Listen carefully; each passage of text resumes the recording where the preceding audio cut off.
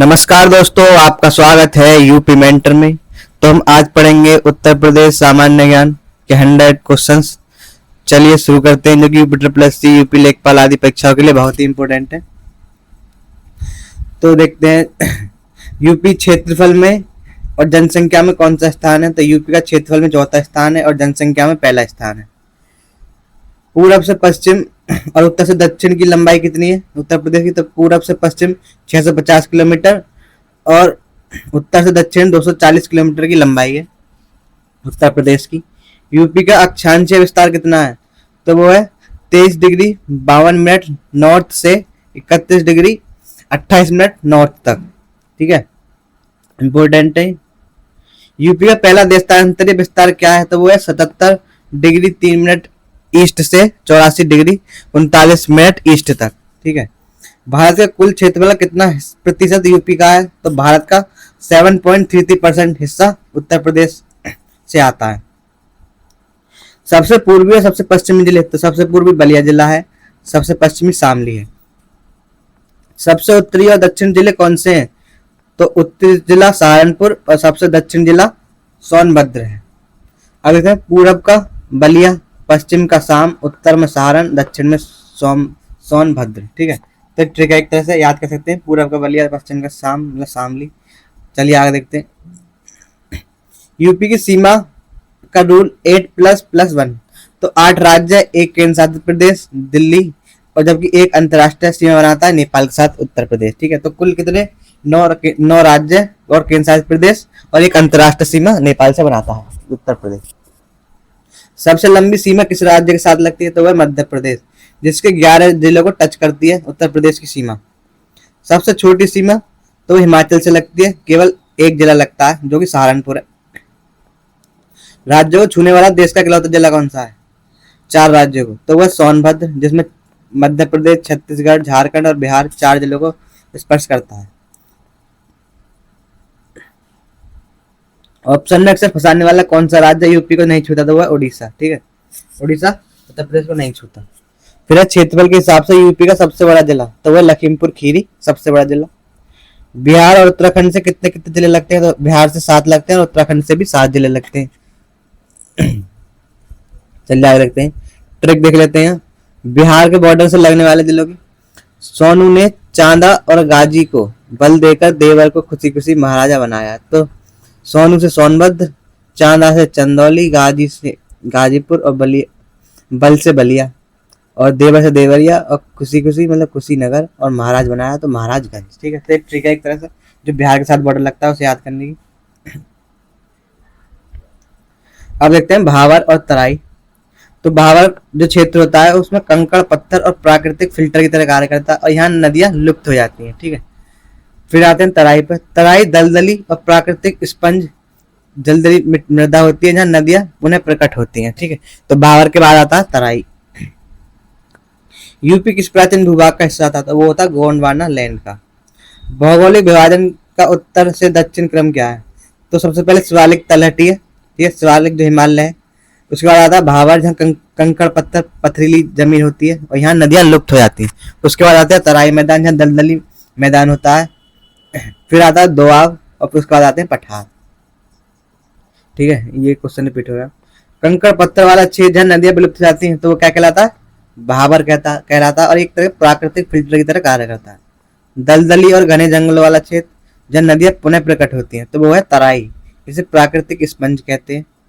फिर अब बांगर मृदा क्या है? पुरानी जड़ोल मिट्टी, बाढ़ नहीं आती जहाँ, वहां कंकड़ होते हैं। ठीक है, तो इसे बांगर कहते हैं। खादर, ये नई जड़ोल मिट्टी होती है, यह अत्यधिक उपजाऊ होती है और हर साल बाढ़ आने से ये नवीनीकरण होती रहती है। ठीक है, नई मिट्टी आती रहती है। उत्तर से दक्षिण जिलों का सही क्रम। तो उत्तर से ऊपर, सबसे ऊपर सिद्धार्थनगर, संत कबीर नगर, अम्बेडकर नगर और संत रविदास नगर। ठीक है, ये PYQ है, पूछा गया है यूपी। सिद्धार्थनगर, संत कबीर नगर, अम्बेडकर नगर, संत रविदास नगर। चलिए आगे देखते हैं। Soil and climate. यूपी की जलवायु का प्रकार क्या है? तो यूपी में उष्ण कटिबंधीय मानसूनी जलवायु पाई जाती है। और यूपी में सर्वाधिक वर्षा कहाँ होती है? तो तराई क्षेत्र गोरखपुर में होती है, जहाँ 120 से 180 सेंटीमीटर तक वर्षा होती है। सबसे कम वर्षा वाला क्षेत्र तो वह पश्चिमी मैदान जो मथुरा और आगरा है, यहाँ 65 से 80 सेंटीमीटर तक वर्षा होती है। यूपी में सबसे अधिक कौन सी मिट्टी पाई जाती है? तो वह जड़ोल एलुवियल सॉइल, लगभग 71.48% क्षेत्रफल पर यही पाई जाती है। बुंदेलखंड क्षेत्र में कौन सी मिट्टी मिलती है? तो काली, रेगुर और लाल मिट्टी। यूपी का कितना प्रतिशत क्षेत्र गंभीर मृदा अपरदन से ग्रसित है? तो 5.3% क्षेत्र गंभीर मृदा अपरदन से ग्रसित है। और ये कौन सा क्षेत्र है? जहाँ चंबल की घाटी है वहां। नहरी क्षेत्रों में जल भराव का मुख्य कारण क्या है? तो नहरों से पानी का रिसाव होता है, तो जिससे क्या जल भराव हो जाता है नहरी क्षेत्रों में। अब देखते हैं यूपी की नदियां, रिवर्स ऑफ यूपी। तो चलते हैं। यूपी की सबसे लंबी नदी तो वो गंगा नदी है। यूपी में 1100 किलोमीटर बहती है। ठीक है, कितनी बहती है? 1100 किलोमीटर। गंगा यूपी में कहाँ से प्रवेश और निकास करती है? तो गंगा प्रवेश करती है बिजनौर से और निकास करती है बलिया से। ठीक है, और ये कहाँ चली जाती है? ये बिहार की साइड चली जाती है। गंगा की बाई सहायक नदी कौन सी है? तो बाई ओर से जो मिलती है गंगा जी में वो है रामगंगा, गोमती, घाघरा, गंडक और कोसी।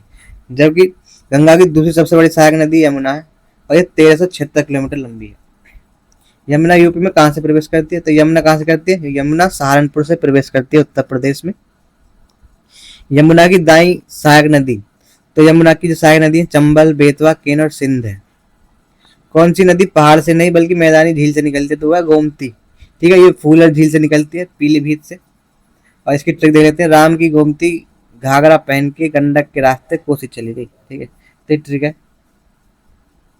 इनकी सहायक नदी होगी। ठीक है, चलिए आगे देखते हैं। कौन सी नदी गहरी खाइयां बीहड़ बनाती है? तो वह चंबल नदी।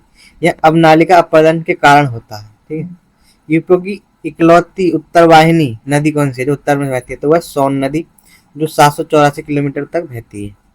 फिर देखते हैं सूरजताल झील कहाँ है? तो यह है बलिया में, इम्पोर्टेंट है ये भी। रामगढ़ ताल गोरखपुर में है, ये भी इम्पोर्टेंट। सूर सरोवर कीटम झील कहाँ है? ये आगरा में। लखनऊ जौनपुर शहर किस नदी के किनारे है? तो ये गोमती नदी के किनारे है। ठीक है, गंगा यमुना संगम कहाँ होता है? तो ये प्रयागराज में होता है, त्रिवेणी संगम में, जहाँ पे कुंभ का मेला लगता है। बलिया के सुर में गोरख का राम। ठीक है, ये ट्रिक है। तो सूरजताल कहाँ? बलिया। और रामगढ़ जी ताल जो है वो कहाँ है? गोरखपुर में। मैचिंग दे लेते हैं। सूरजताल बलिया में, रामगढ़ ताल गोरखपुर में और सूर सरोवर आगरा में। ठीक है, चलिए आगे देखते हैं।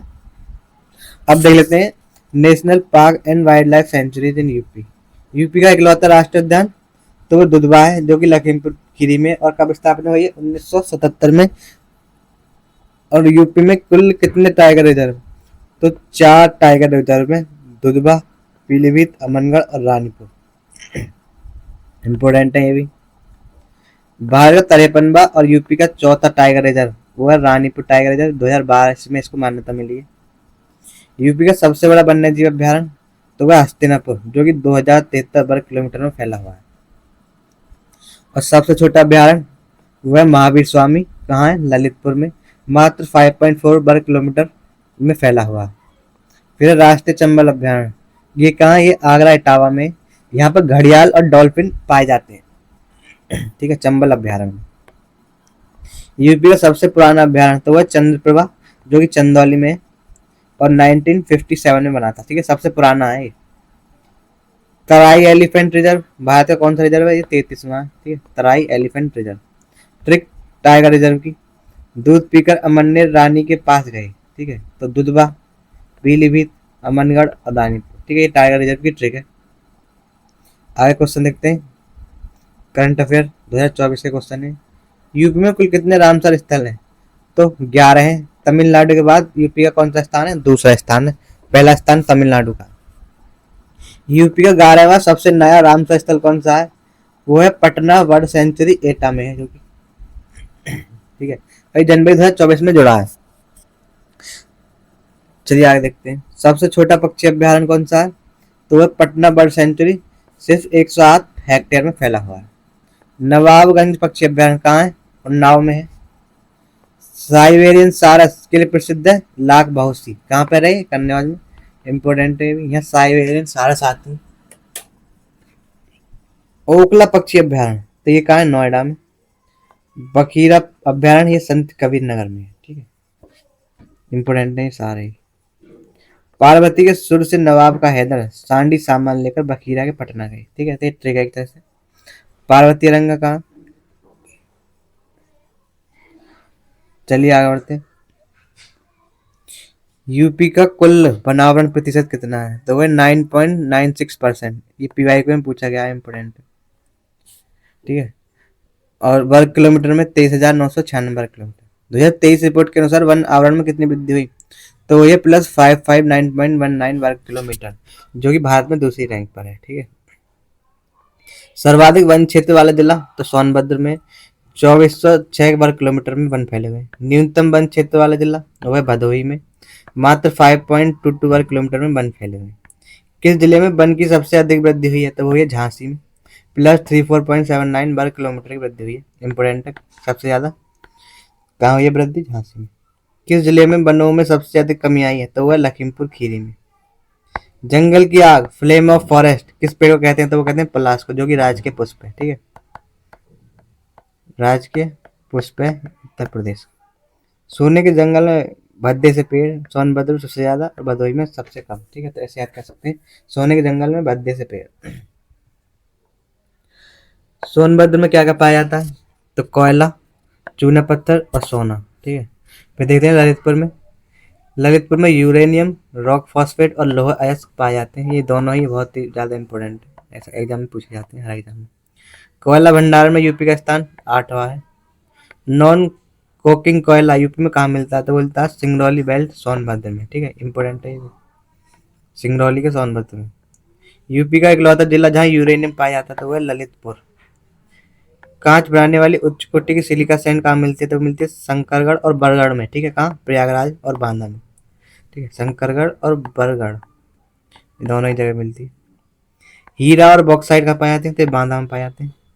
तो वैसे बॉक्साइट वैसे बांदा, ऐसे याद कर लिए। चूना और हीरा को हम बांध के ले जाते हैं क्योंकि बहुत ही महंगा होता है, ऐसे याद करना है। चूना मुख्य रूप से कहाँ मिलता है, तो मिर्जापुर और सोनभद्र में चूना मिलता है, तो ऐसे याद कर लीजिए। चूना लगाते हैं कहाँ, मिर्जापुर और सोनभद्र में। सोना की नदियों की रेत में पाया जाता है, रामगंगा और शारदा दोनों में सोना पाया जाता है। चलिए आगे देखते हैं। तो वीडियो अच्छी लग रही है तो लाइक जरूर करना वीडियो को, और चैनल को सब्सक्राइब जरूर करना, ठीक है। यूपी में सिंचाई सबसे कम साधन है। यूपी में सिंचाई का सबसे बड़ा साधन क्या है, तो वह नलकूप, ट्यूबवेल्स, जिसमें 71.8% सिंचाई होती है। यूपी की सबसे लंबी नहर प्रणाली, तो वह शारदा नहर, जो कि 9,961 किलोमीटर लंबी है। और यूपी की सबसे पुरानी नहर की बात करें तो हम वो है पूर्वी यमुना नहर, वह 1830 में बनी थी। फिर है भारत की सबसे बड़ी कृत्रिम झील, तो वह गोविंद बल्लभ पंत सागर झील, जो कि रेवंत बांध है इस पर। माता टीला और राजघाट बांध किस नदी पर है, वो है बेतवा नदी पर, ललितपुर में।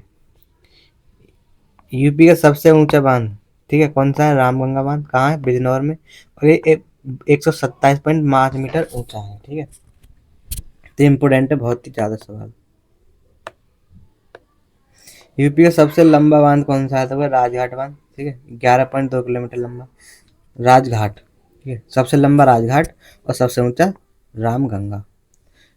और ट्रिक, ललित की माता ने राज को सह दी, ललितपुर, माता टीला और राजघाट सहजहां, ठीक है।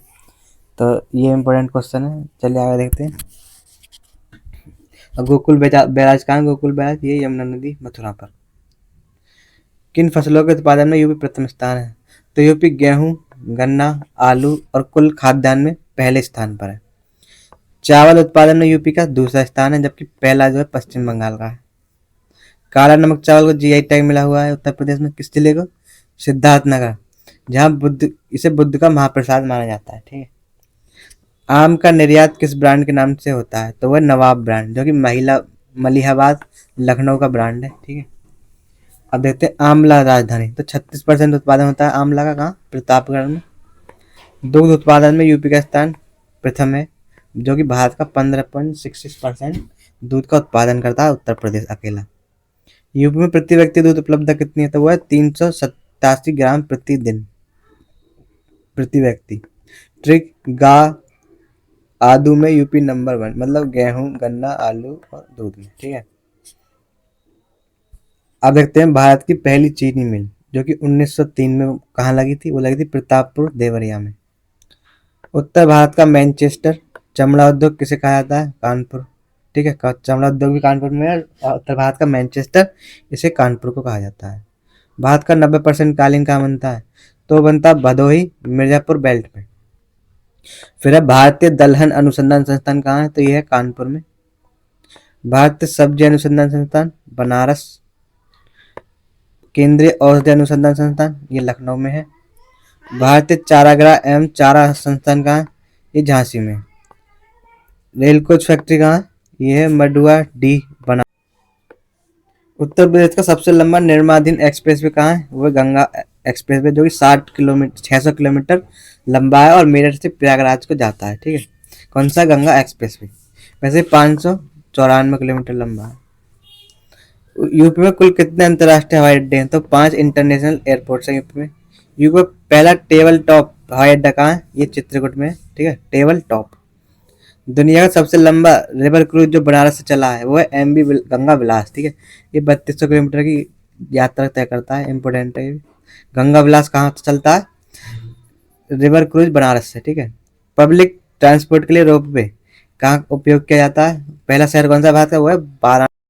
नमो भारत और मेट्रो ट्रेन में मुख्य अंतर क्या है, मेट्रो शहर के अंदर चलती है जबकि RSTS 2 शहरों को जोड़ती है, 3 गुना तेजी से चलती है, ठीक है। चलिए यहीं पे वीडियो को समाप्त करते हैं, और वीडियो को लाइक करना, पसंद आई हो तो कमेंट करना, और चैनल को सब्सक्राइब जरूर करते रहना। इसी तरह का डिवीजन हम कराते रहें।